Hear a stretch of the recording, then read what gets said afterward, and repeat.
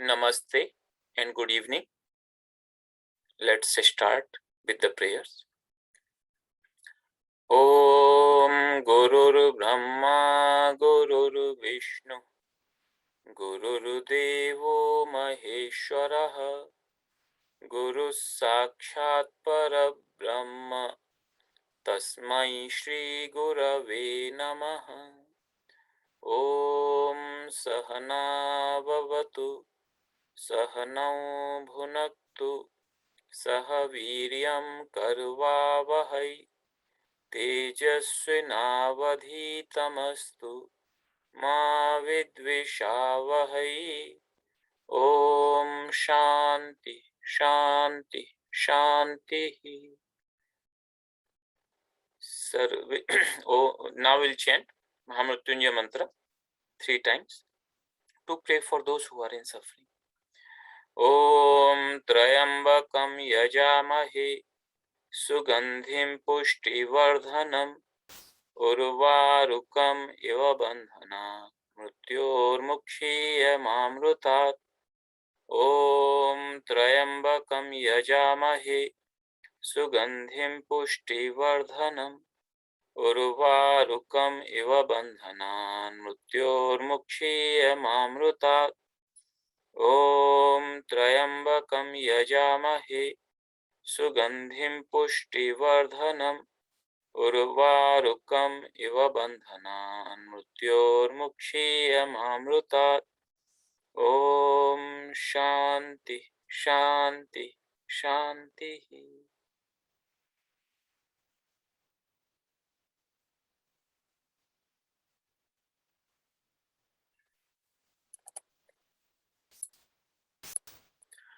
Welcome everyone.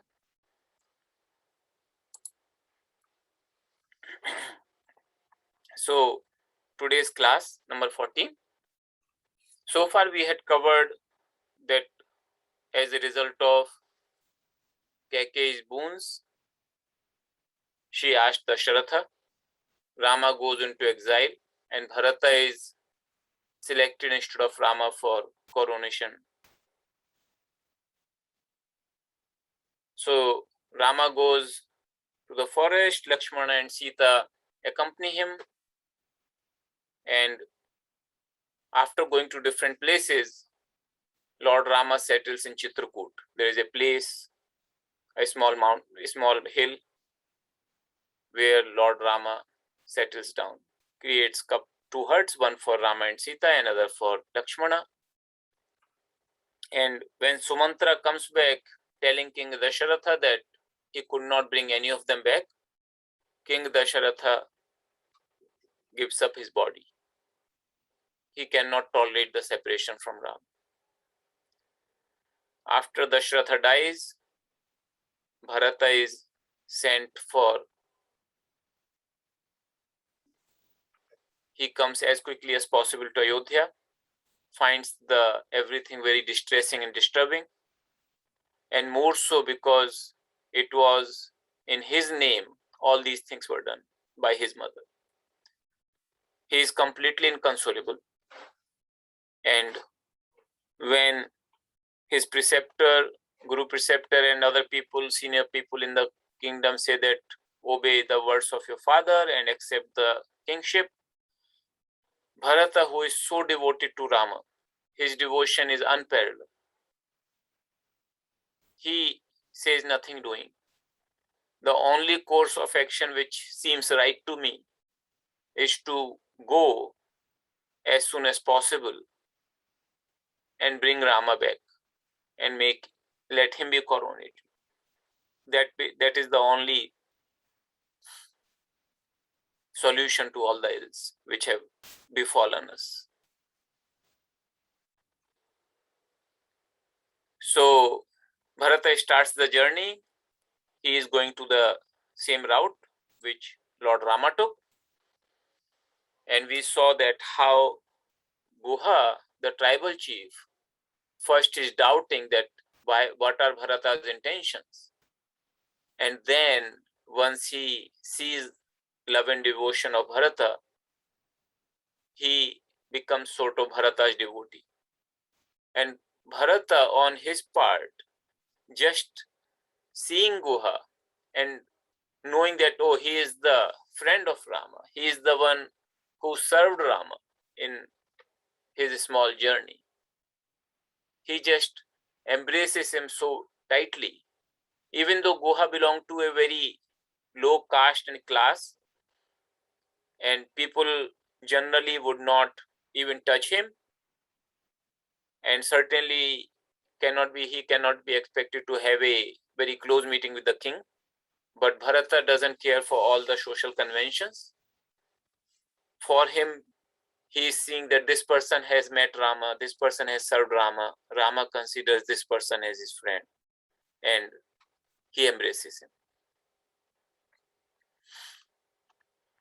Then Bharata's onward journey, he goes to Prayag, Triveni, and there he is. The Triveni, as I told you earlier, this is a very holy place, considered the most holy place in India, the king of all the holy places.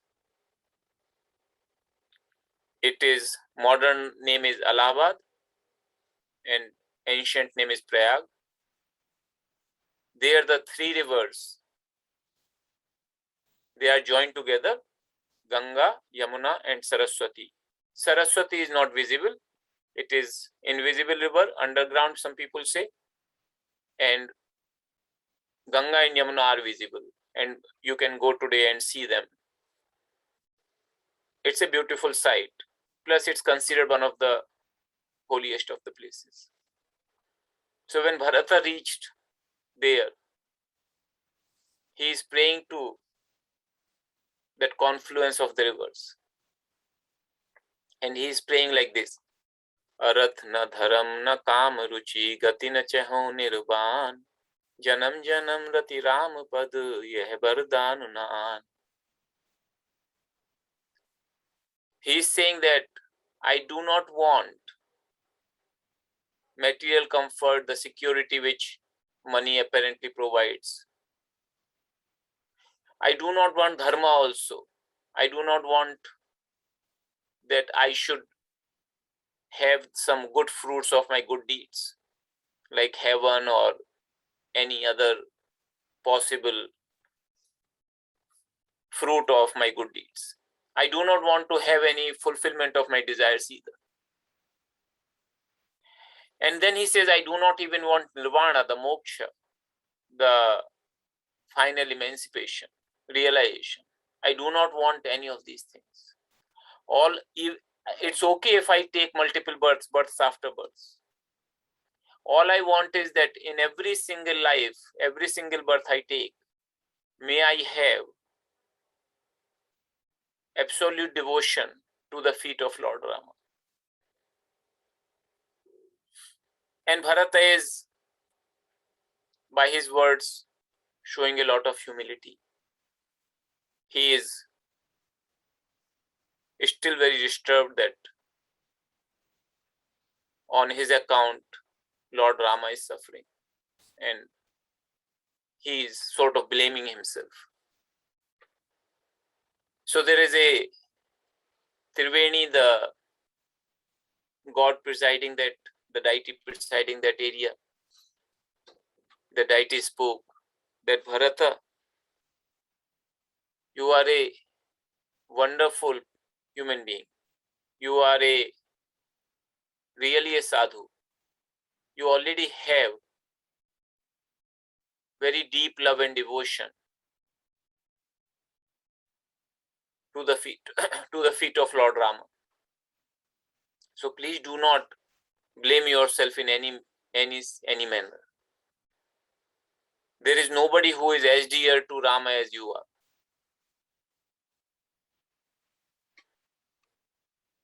And then, if you remember, when Lord Rama visited Prayaga, he visited an ashram there, Bharadwaja's ashram, Saint Bharadwaja. So Bharata also goes there. He bows down to Bharadwaja. Bharadwaja, when he looks at Bharata, he gets tears in his eyes and he rushes forward to lift him up. And when Bharat is trying to tell that I'm no good, because of me, my Lord is suffering.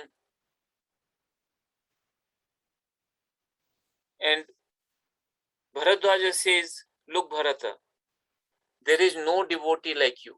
There is nobody who is as dear to Rama as you are. Your devotion is unparalleled.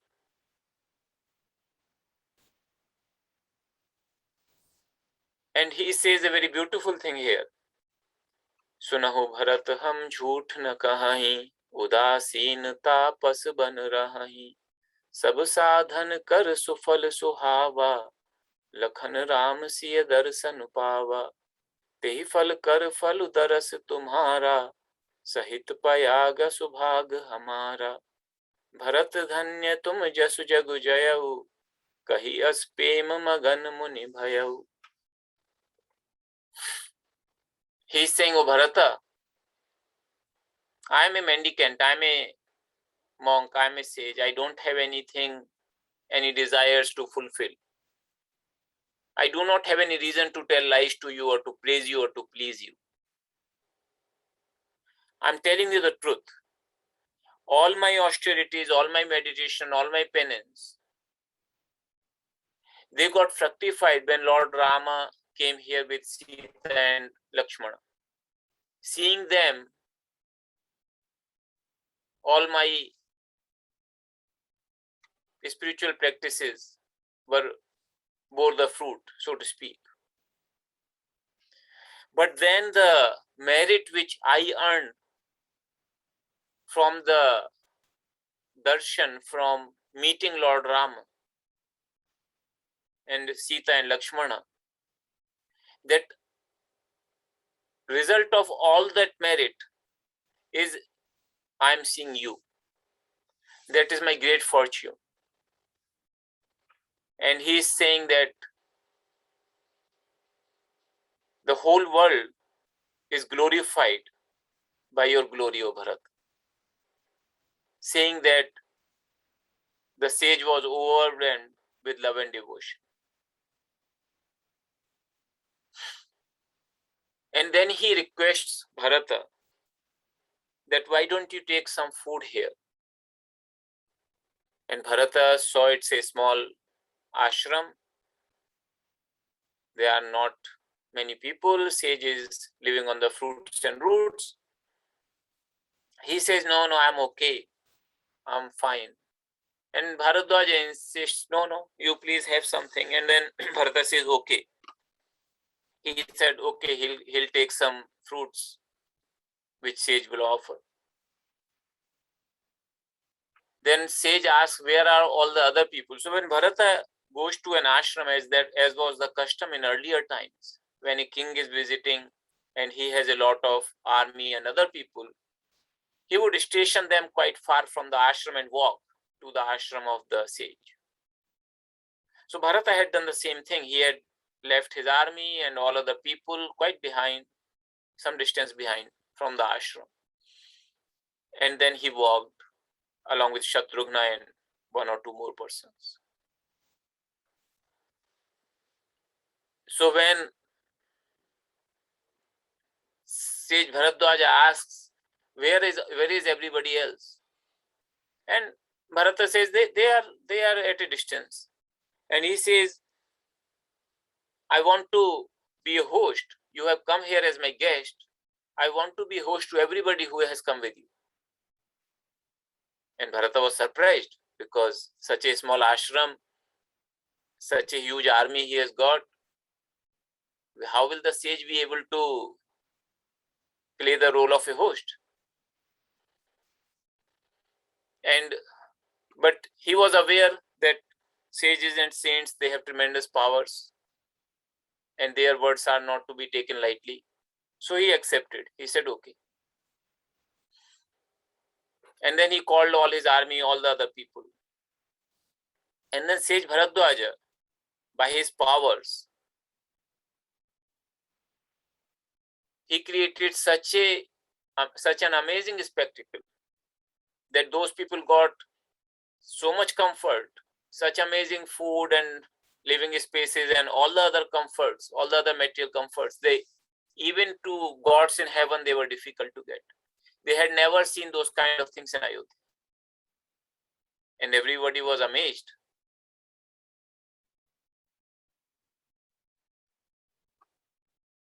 But Bharata remained completely unaffected. He did not engage himself in enjoying any of the things.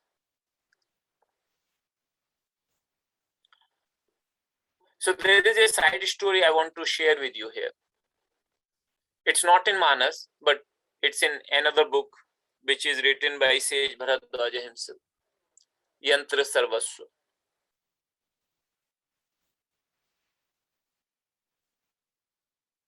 The story is this, that when Bharadwaja hosts this huge army, with thousands and thousands of people, and such a lavish treatment, and he is just having a small ashram.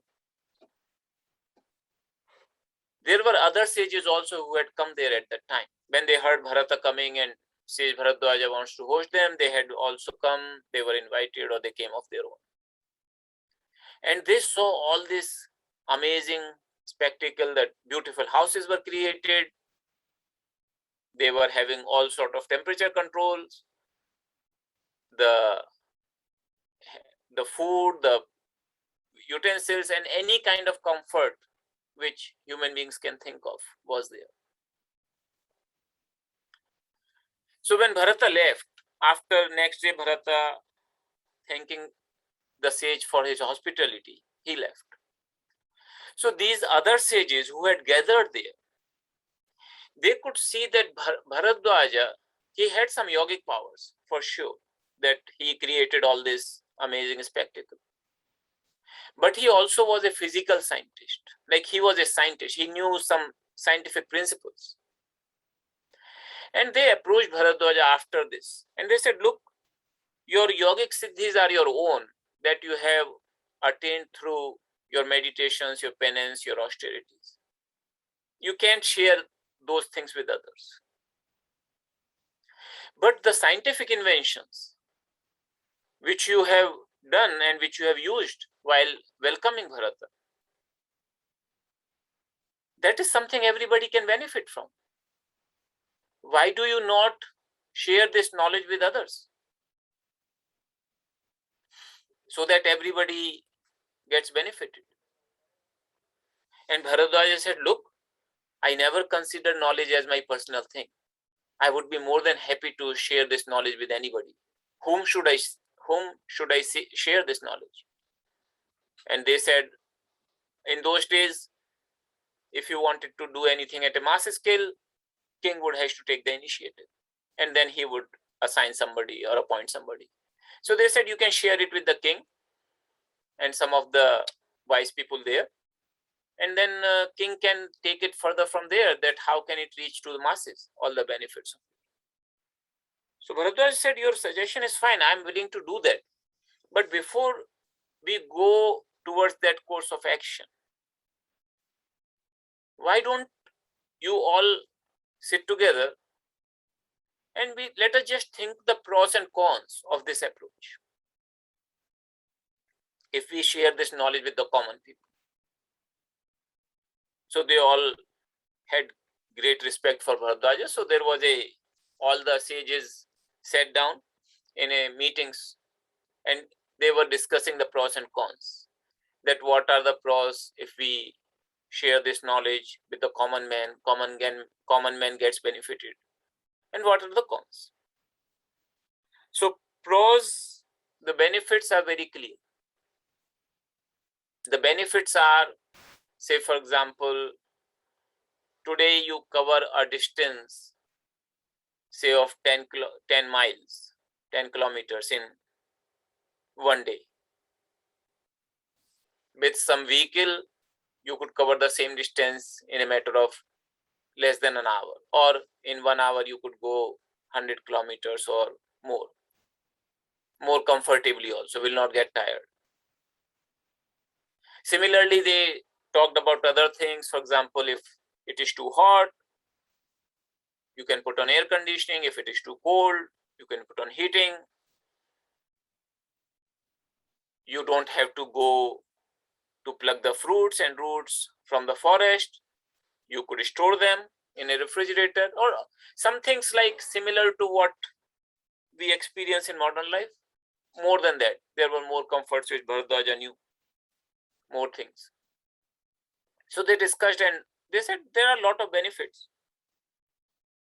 And then what are the disadvantages? What are the cons, if there are any? So one thing, all these sages, they were great sages, they were yogis, they could think very far. One thing they could immediately think, they could immediately point out, that one of the disadvantages that the body, the organs, the sense organs and the mind will become weaker. Human beings will become weaker, both in body, senses and mind. That was relatively easy to see, and we are experiencing, of course, those things. Then they came up with another disadvantage, another cons of this approach. And they said the another disadvantage would be that the human relationships, they will become very calculative instead of out of love. So husband and wife will not be able to trust each other completely.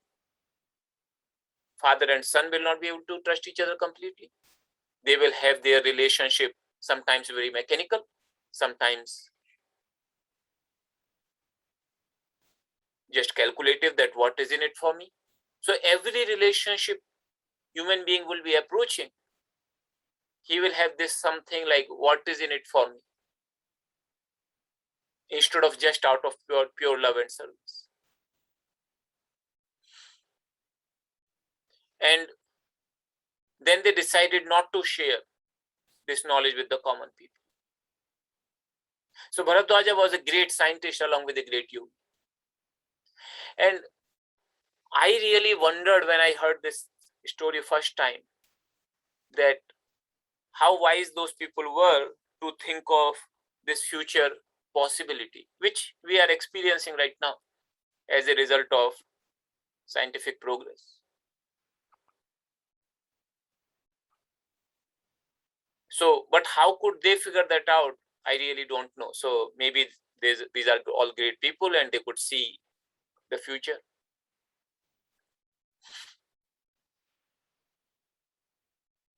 So I just wanted to share this with you. This was not in Manas. This is not part of this book, but a separate place. Then now Bharat is proceeding further to meet Rama, and Guha is with him. So Bharata is going in the same manner as Rama was going, like he was going barefooted. Other people were all in palanquins or vehicles or on horseback. He is going barefoot. When somebody asked that, why are you not taking a vehicle? And he said, how can I? Rama walked on this route. He suffered all these things, and I should take the vehicle. And then he is asking again and again, Guha, who had accompanied Rama earlier, that where did they stay, what did they do, where they stopped. And Guha is telling, so wherever Lord Rama stayed, for Bharata that becomes a very holy place. He bows down to so many places where Lord Rama even stopped, just stopped.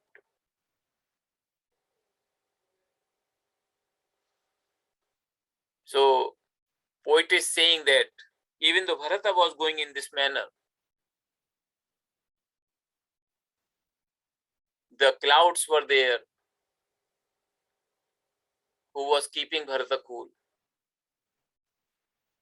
It is said that the road, the path was not as comfortable for Rama when he was walking as it was for Bharat. And poet is saying that that is nothing to be wondered at, because Bharata is somebody whom even Rama remembers. Rama thinks of him. There is a very touching story, again not in Manas, a little bit separate, that when Rama is walking, it's like hot, the ground is hot, it's hard, Rama is walking barefoot. Sometimes there are thorns on the way. And when Rama is walking, he tells goddess Earth. In Vedic culture, Earth is considered a mother, a goddess. He says, "O Earth, after me, Bharata will be coming on this path, looking for me. You please be kind to Bharata and become softer for him. Remove the thorns from his way."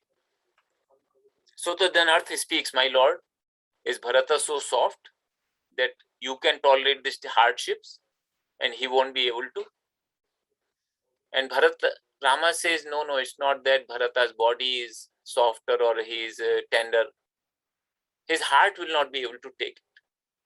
Because when he faces this difficulty in his mind, it will come that Rama walked through this path and he suffered so much. He won't be able to take that. That's why I'm requesting you that you become more pleasant for Bharata.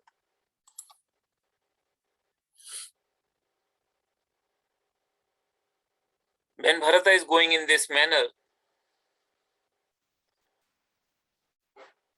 and his clear intention is to bring Rama back, the gods in the heaven, they become worried, because Rama had come for that mission to kill the demons, to free gods from the clutches of demons.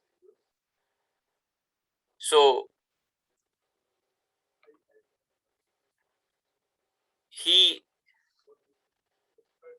the king of gods, Indra, he approaches his guru Brahaspati and he says, what should we do?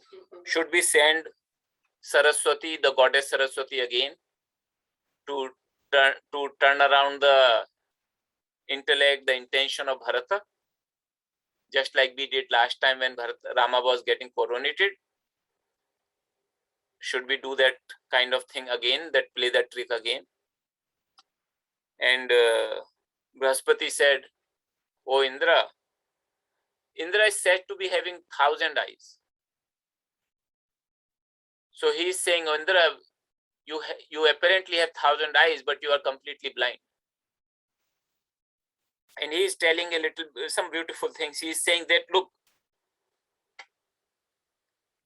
it is the nature of the Lord that if somebody does anything wrong to him, he does not mind it. He does not take that into account. But if somebody does anything wrong to his devotees, then his anger knows no bounds. His punishment knows no bounds. And this is a few famous verses from Manas. यद्यपि सम नहीं राग न रोषु गहहि पन पाप पून गुण दोषु कर्म प्रधान विश्व करि राखा जो जस करई सो तस फल चाखा तदपि करहि सम विषम विहारा भगत अभगत हृदय अनुसारा अगुण अलीप अमान एक रस राम सगुन भय भगत प्रेम बस राम सदा सेवक रुचि राखी वेद पुराण साधु सुर साखी. He's saying Lord is even, he is equanimous. He does not have any likes or dislikes. He does not have anybody favorable or unfavorable. He has created this world on the principle of law of karma. So whatever one does, he tastes the fruit of that karma. But even if it is so, he appears to be behaving differently with the devotees and non-devotees, as per their hearts.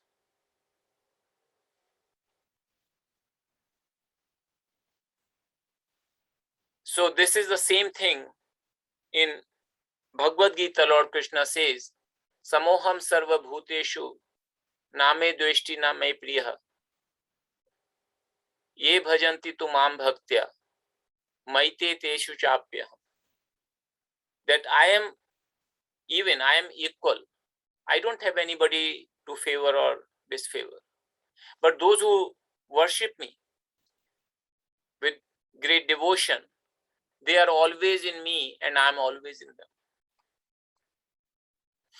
So, and then he is saying that Sri Rama has ever respected the wishes of his devotees. The scriptures and the saints both testify to this fact.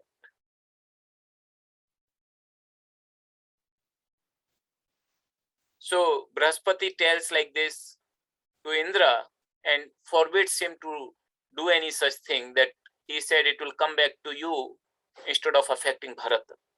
He is such a great devotee of Lord that none of your tricks will work there.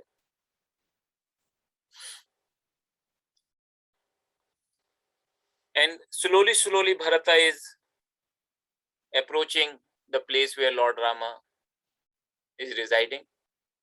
And Goha, the tribal chief, he is showing the hill from a distance. That there is the hill. That's where the Lord Rama is. And Bharata is so happy. And he starts walking with much more enthusiasm. In the meantime, because the whole army is coming, there is a cloud of dust all over the place. And Lord Rama comes out, inquires about it. And one of the tribal people there, he tells that, oh, Bharata is coming. He is coming with the whole army. That's why there is a cloud of dust. When Rama heard this, he got a little bit in the pensive mood.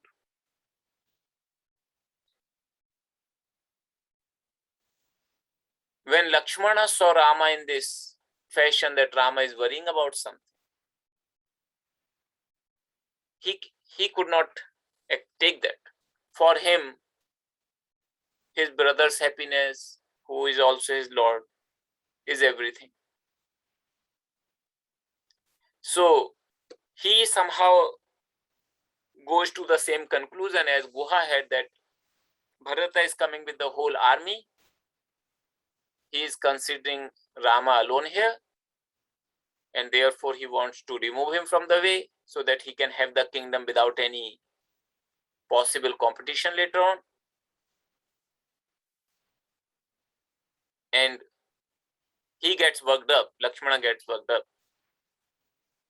and he bows down to Rama, because earlier the custom was not that one should speak without being asked to speak. The ones who are serving, they should speak when they are asked to speak. So Lakshmana would generally not speak to Rama without being asked. But now he is thought that Lord Rama is worried, so he could not contain himself. He bows down to Rama and says, look, I am talking to you, I am telling this thing because I cannot stop myself looking you worried. And he says that today, let the world see what Lakshmana can do. I have the bow and arrow with me, and that's enough. Bharata, the whole army, they will learn a lesson today. He says, I'll kill both the brothers. So Bharata and Shatrugna both are his brothers, and Shatrugna is the brother with the same mother also. He is his real brother, younger brother. But because Bharata is coming with Shatrugna, and he assumes that Shatrugna will be in the party with Bharata, he says that I'll teach Bharata a lesson today. And anybody, even if any single gods or otherwise they come to his help, they will also taste my prowess, my arrows, and nobody will be able to go back from here alive. When Lakshmana was in this speech, this kind of speech, there was a heavenly voice which came and says, Lakshmana, whatever you are saying, your bravery is unparalleled.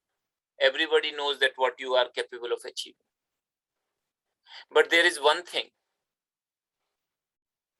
that one should not act in a hurry, because sometimes it results into a lot of grief later on.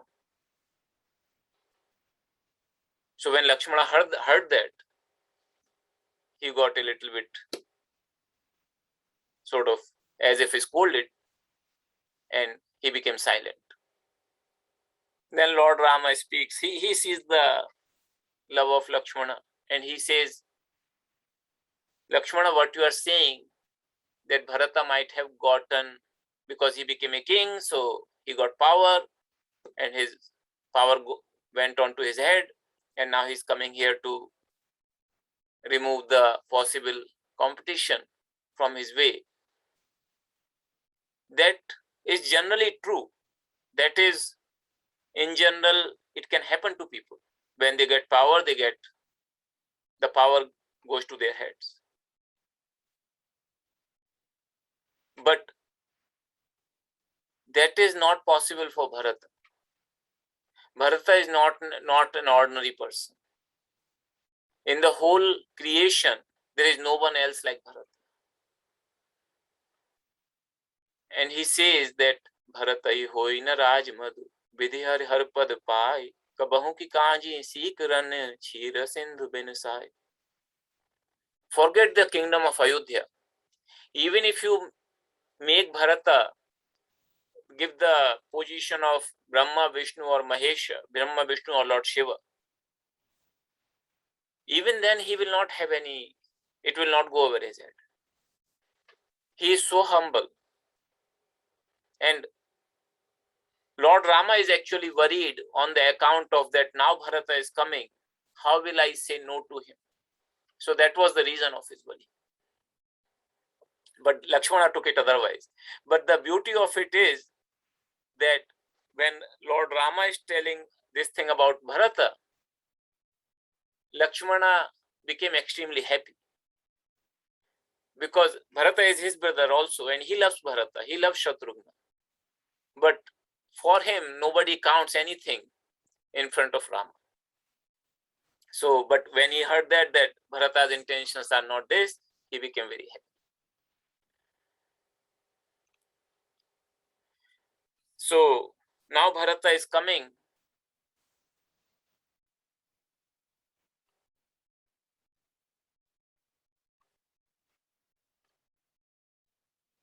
And he is keeping all the people with him.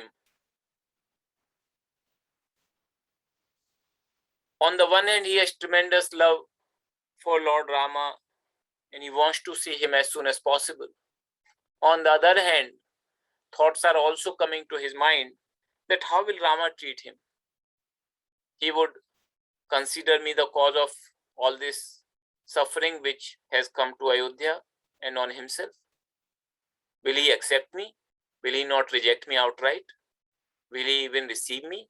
Will he even be willing to see me?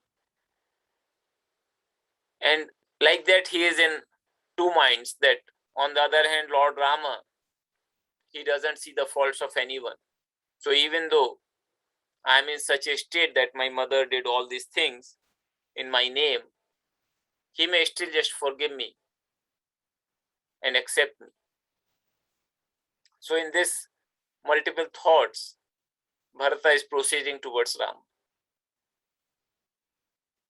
He even thinks that God forbid that Sri Rama, Lakshmana and Sita leave the place on hearing my name and shift to some other place.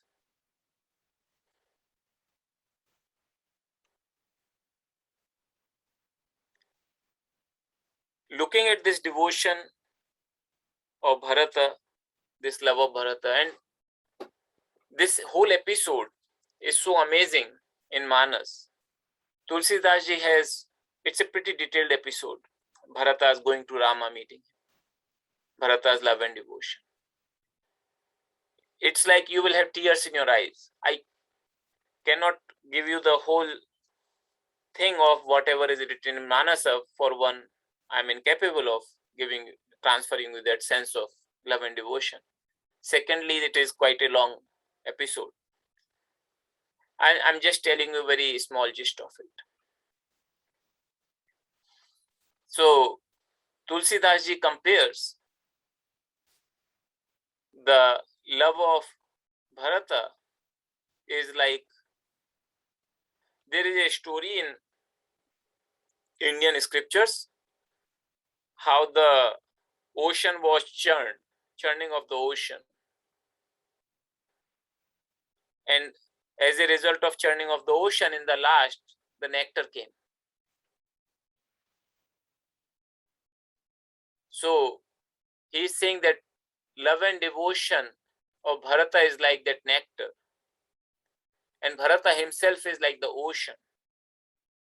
The mountain which was used to churn the ocean, that is Bharata's feeling of separation. So Lord Rama is churning this ocean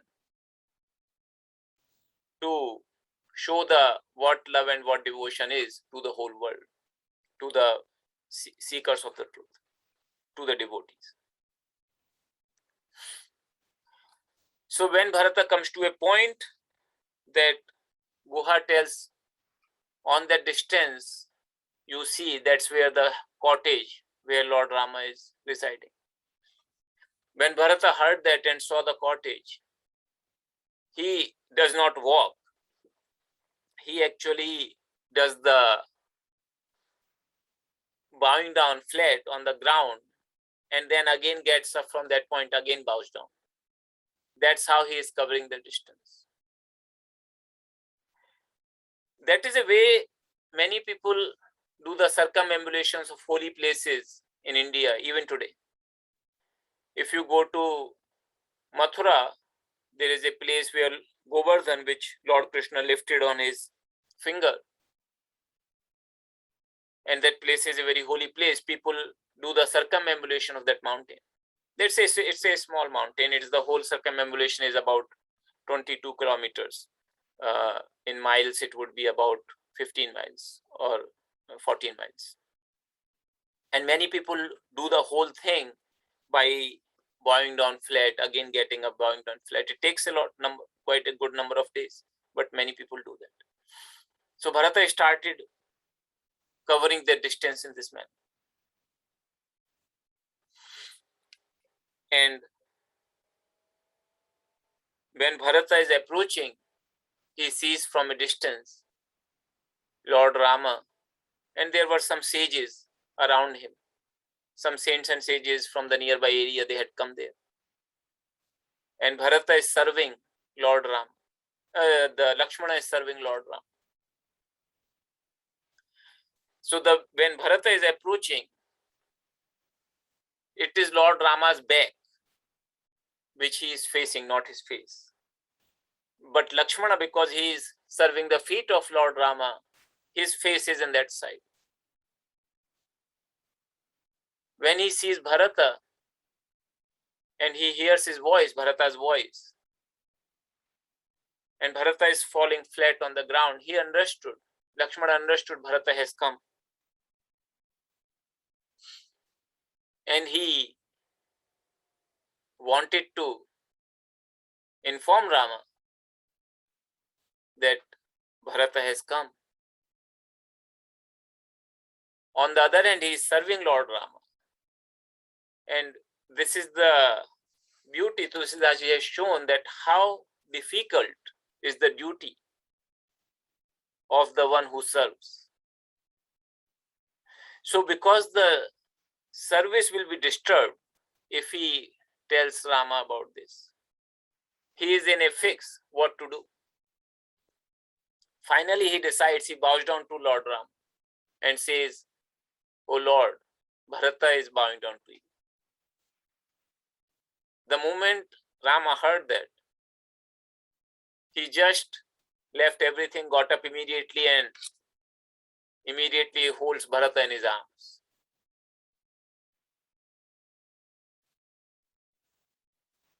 Tulsidas ji is saying, "मिलन प्रीति किम जाय बखानी, कभी कुल अगम करम मन बानी, परम प्रेम पूरन दो भाई, मन बुद्धि चित अहमिति बिसराई."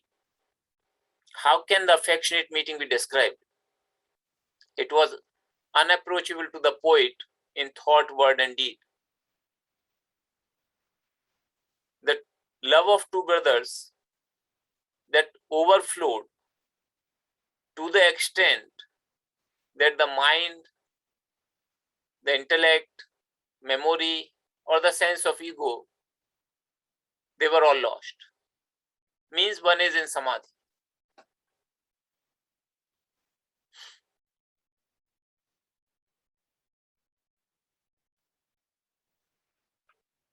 Then finally, Bharata comes, Lord Rama seats him.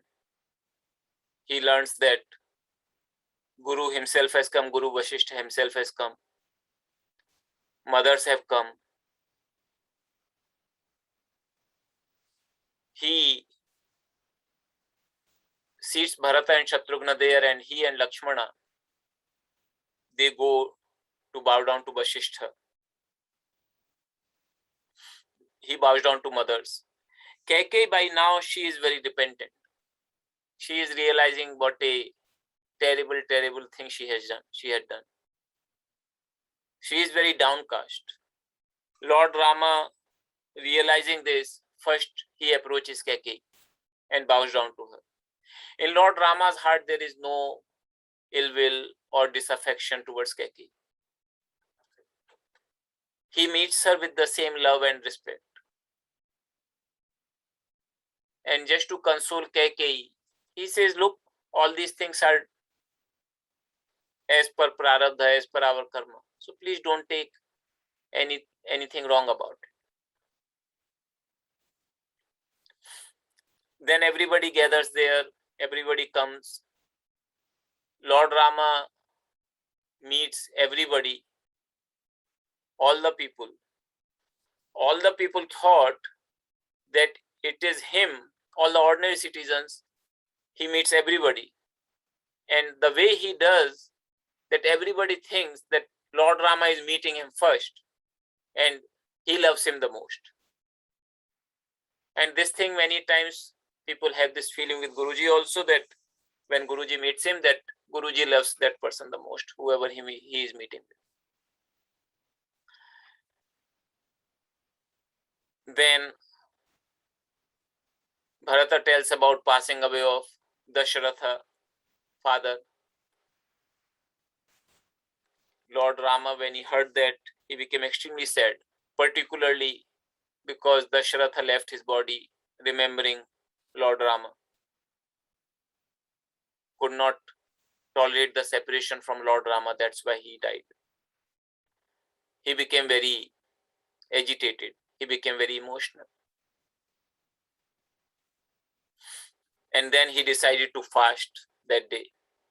There are certain Vedic ceremonies which are performed at the time of death. Lord Rama performs those ceremonies.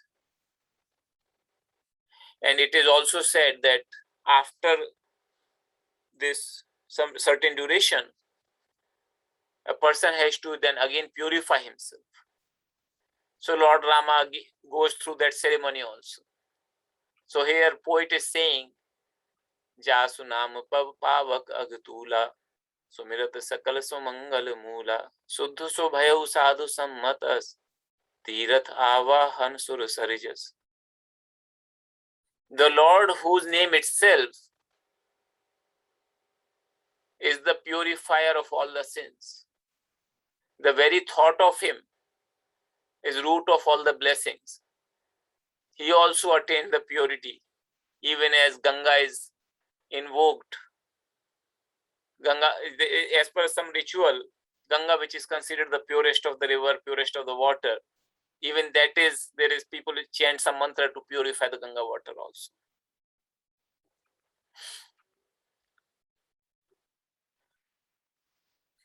So now, when everybody is settled, Dasharatha's news is digested, so to speak, the rituals are performed, they meet all the people who have come.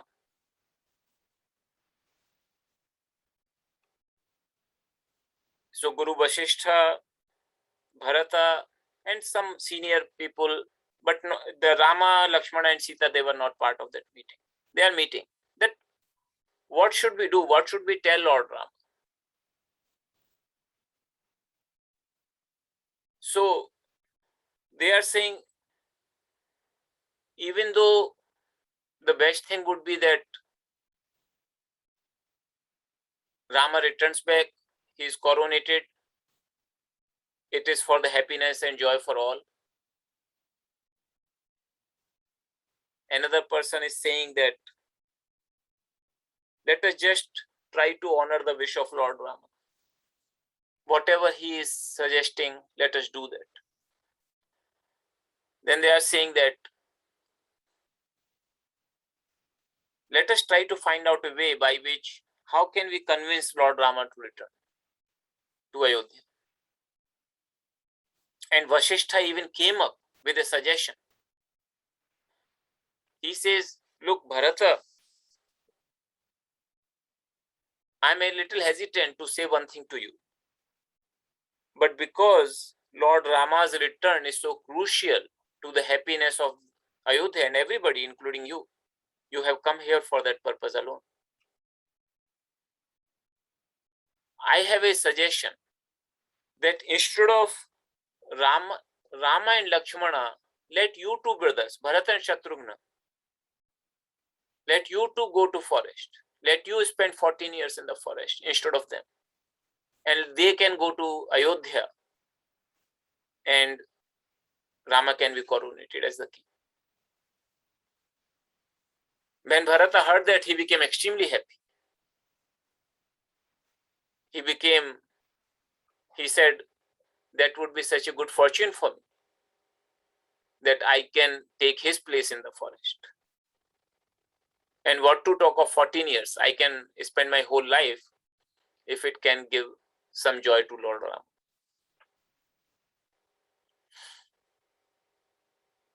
And he is so confident of Shatrughna following him that he does not even consult Shatrughna, that is it okay with him. Out of his love, he knew that Shatrughna will happily follow him. So like that, they are doing a lot of planning, and it's quite beautiful to see all the suggestions from different people. So that we will cover in the next class. Today, I'll end the class here. Any questions or comments? Please feel free to write in the chat window.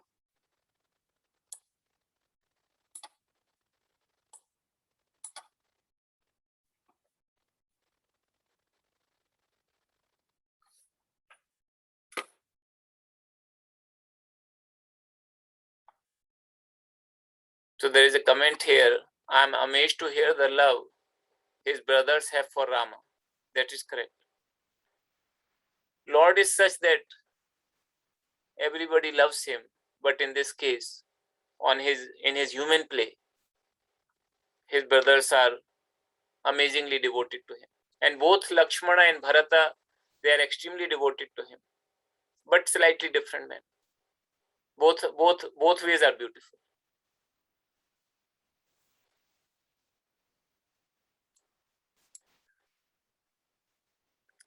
So if there are no more questions or comments, I'll close the class with the prayers.